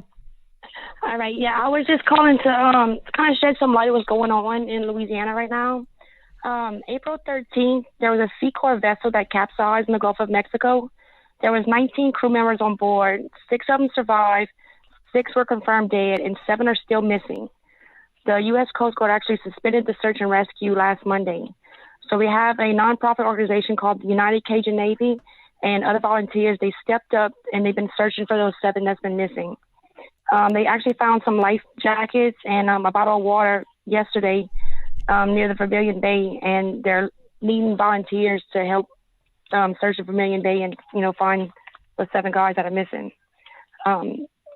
Also, they have, they're asking for donations to help fuel the boat and the seaplane that they have. And you can go to www.thecajunnavy.org or text the UCN 2021 to 44321. You can also donate that way. But well, we're just trying to get those 7 guys home to their families, Well, that's very sweet of you. So now let me ask you this: Did you know somebody that was on that boat, or were you just particularly? Not personally, but they do have one guy that was from my parish. So. See, I think that we've looked into moving to Louisiana. We just feel like over there it's a lot different. You guys really, this is something that you just don't see in, say, LA or California, or especially Seattle. Somebody is touched by the story so much that they want to get this information out there. So if you heard her information or not, we will make the available. We'll make the information available for you guys if you have any information on these 7 sailors, or if you live in this area and you want to help, or if you want to donate to their cause. We will make all of that available on our website, marfooglenews.com, under Lacey's call, and then you can actually go and check this out. This is really, really sad, and I'm not even going to say anything because I don't want to put anything negative out there about this. It's very, with things washing up, of course, people are going to think the worst. But we've seen survival stories with longer time periods. Who knows? Those guys could be on a piece of wood and, be grabbing fish to survive or whatever. We don't know. So I'm praying for them. Let's see, that's what they were saying. One of the life vests, they had the beacons on the life vest that was actually cut off. So there's a little bit of hope thinking that they might be somewhere lost in the marsh somewhere, and they just need to find them. So, do you think that they sent that as a message? It was pray. So. Do you think that they sent that beacon as a message, or? Well, the beacon was missing from the vest itself, so I mean, they could possibly about to cut it off, and when they made it to land, just say they, dropped the vest, and they cut the beacon off to kind of give some type of signal or something. But yeah, that sounds like that sounds like it was on purpose. Well, Lacey, thank you, and it sounds like you have a heart of gold, and I appreciate your call, and we'll try to help any way we can. All right. Well, thank y'all. All right, thank you so much. That's probably the sweetest call ever. You can tell she just genuinely cares and wants to help get the word out about these 7 men that were lost. I can't imagine having any of my family members out on a boat because think about it. If they were never found, the family members of those people, they'll never get closure. And there would be something in my head saying that they're alive, that they're somewhere out there, that they're surviving on an island, and that would just never close. I'm sure that there are tons of people with family members that are, working in the crab trade or something else where their ship sinks, and they have no guarantees that their family members are either they have perished or if they're alive. That would be absolutely horrible. Obviously, the odds are that they may not be, but there's no guarantee.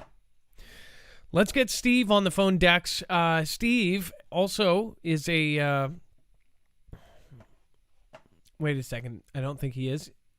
Steve is a Wisconsin native. And... Hello. We've got some stuff that some sensitive stuff here. So what's going on? Hi, Adam. Thank you for taking my call. Absolutely. Yeah, I just found out there's many things that we're not allowed to say. So I did give a lot of good information for Dex, and I'm going to have to learn how to get to the site to see the links and stuff, but I gave Dex a lot of the information. One of the things I just would like to say is the Bible's true. I'm not allowed to say that. Well, you can. The percentages. It actually does. Yeah, but it's been... Go ahead. Well, we're okay with a lot of that, but if you do percentages of it, they'll mark you in any direction, and once they mark you, wow, there's no going back. Okay. I have friends that learned that the hard way. So let me try to talk about this. It says, yeah. Basically, all presidents have been in the society that lays bricks, and of course, I don't know though. I think there's at least one president that wasn't, right? Well, actually, he was to get elected, but then he turned code on him. Huh. And then, as far as Russia, China, and the I country, is it your opinion that they are already in the third conflict and they are going to take us out? Yeah, the bricklayers have put out a thing, and Dex has a link. Okay, I see exactly what you're talking about. We've talked about this before. Albert Pike in 1871 wrote this, yeah. Yes, sir. Yes, sir. But here's the thing also. It's also in the Bible, in Daniel, and in also Revelation. But am I allowed to talk about that? Well, it talks about the lion, the dragon, the bear. Yeah. The lion, the dragon, the bear, and the eagle's wings are in the book of Daniel. But if you go to the book of Revelation, it only shows the bear, the lion, the dragon, and the leopard, but it doesn't show the eagle's wings. That means the eagle's wings have been clipped. Yeah, that's the site right there. Yep. But it's there's a 3, yeah, exactly. It's going to be 3, conflicts. And they've all come to fruition. Well, and then, again, this is something that I think most of us see. But that's not the actual link on the site. The actual link on the site actually shows the letter by Mr. Bricklayer that shows all 3 of the conflicts that are going to happen. And he wrote it back in 1871. Here we go. I think this might be it. Either way, what we'll do is we'll link this so everybody can look into this. We've actually linked the Albert Pike stuff before, and we did do a show a while back that people can link to.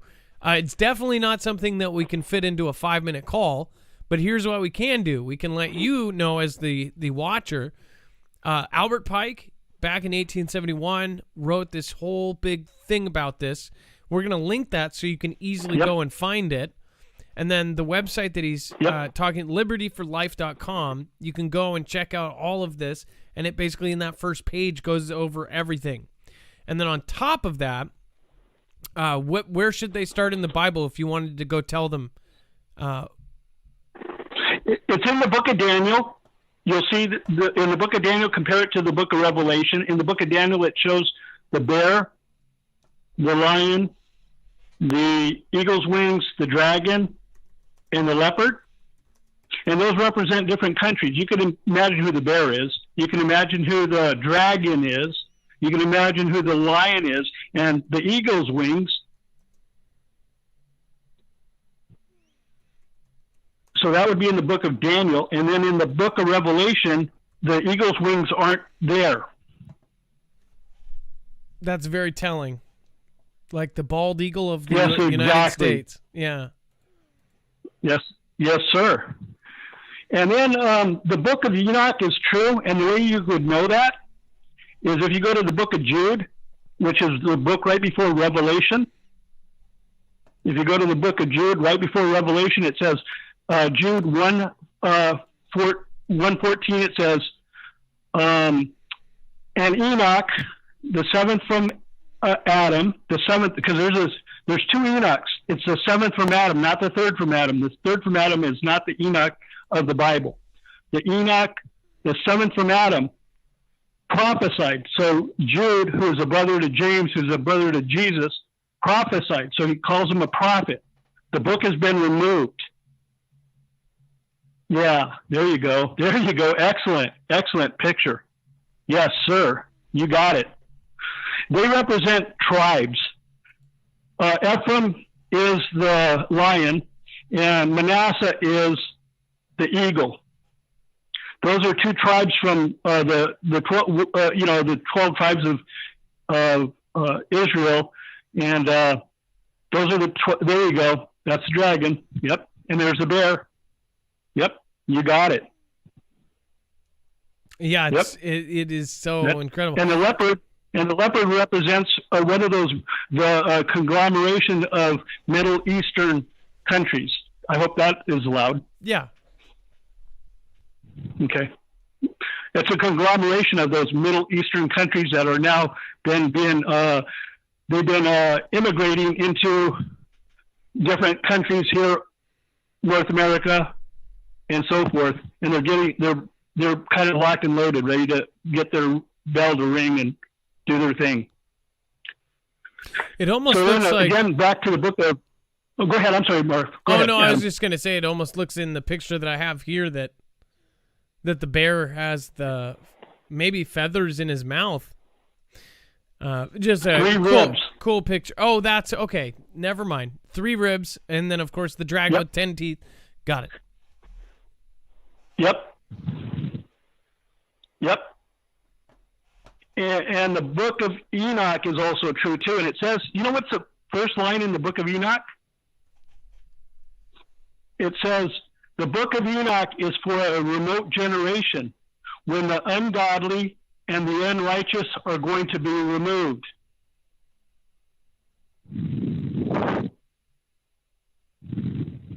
Well, there's most definitely a lot of that that is going to happen.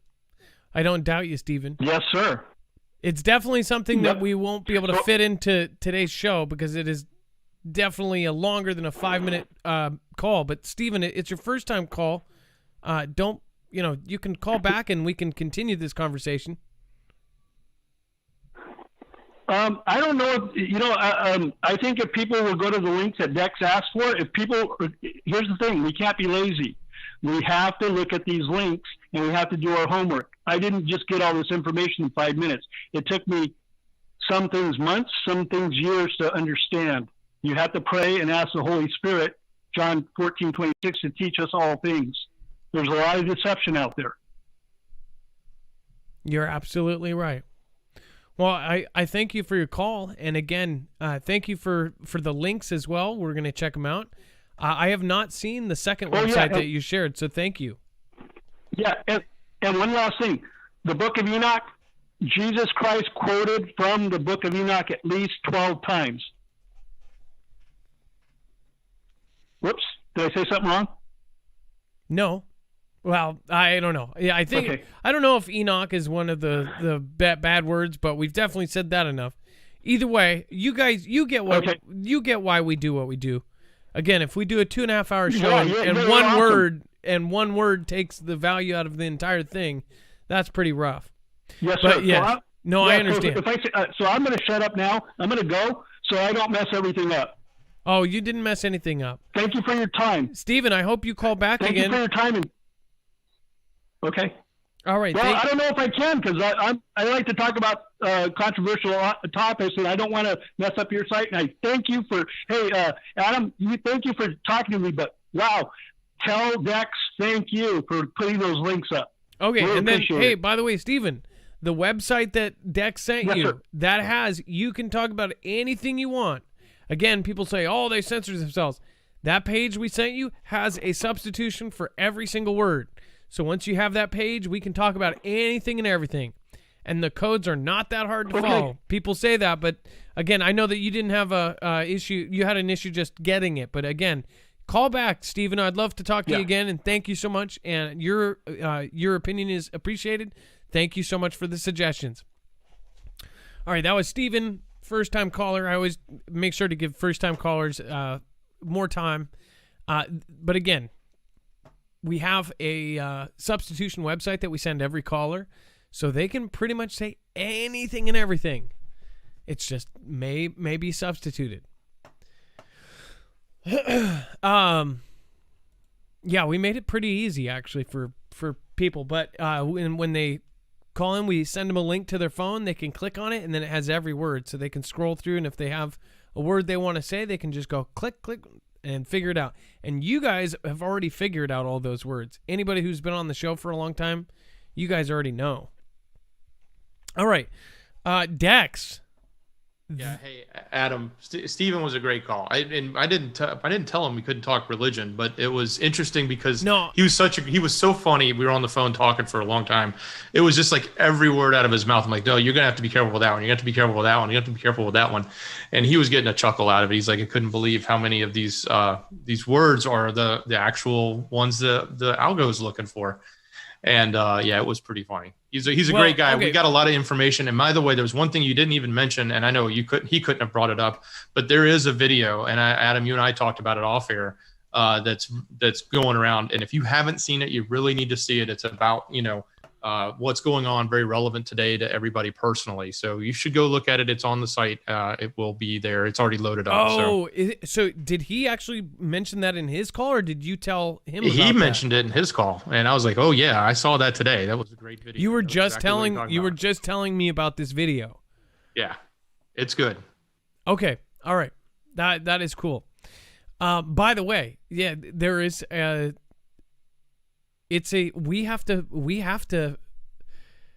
we basically have to fight just to get info out.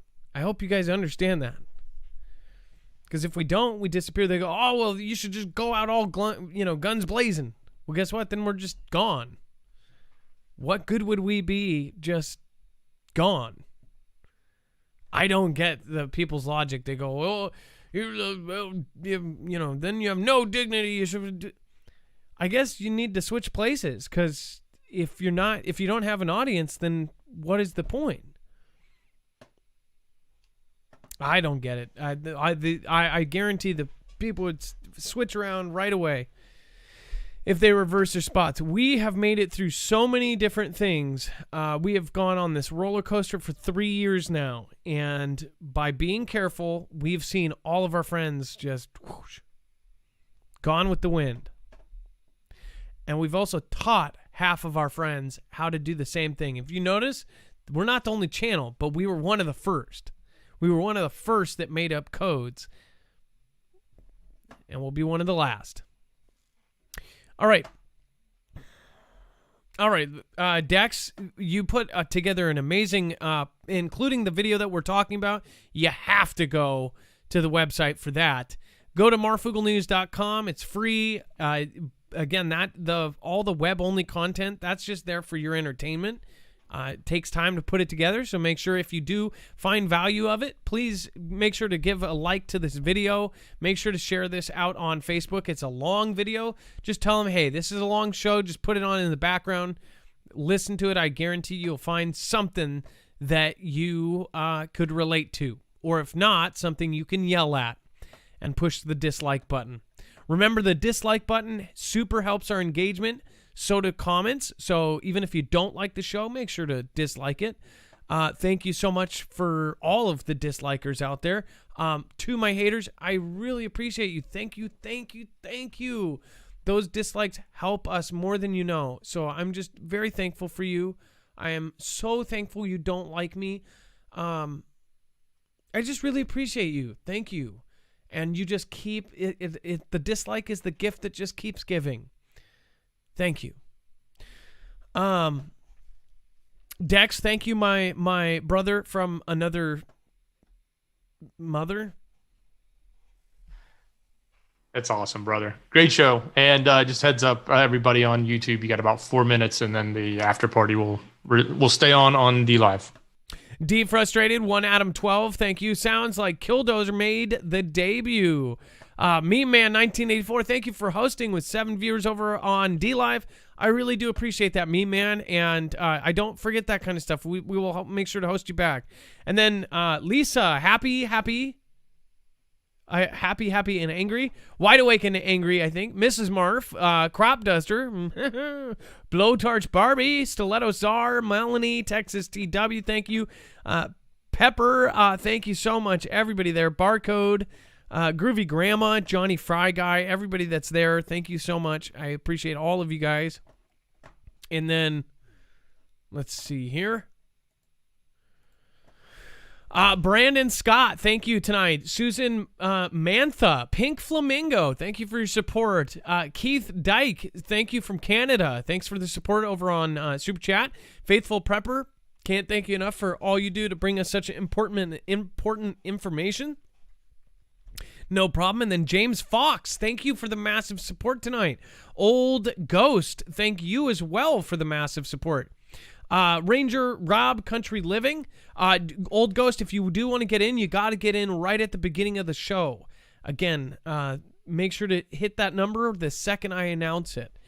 And then, of course, you can always do 2 phones and things like that. That's what most people do, just like a radio station.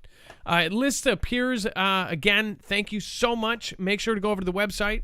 Now it is time for the shoutro. It's not an outro. It's not a shout-out. It's a shoutro.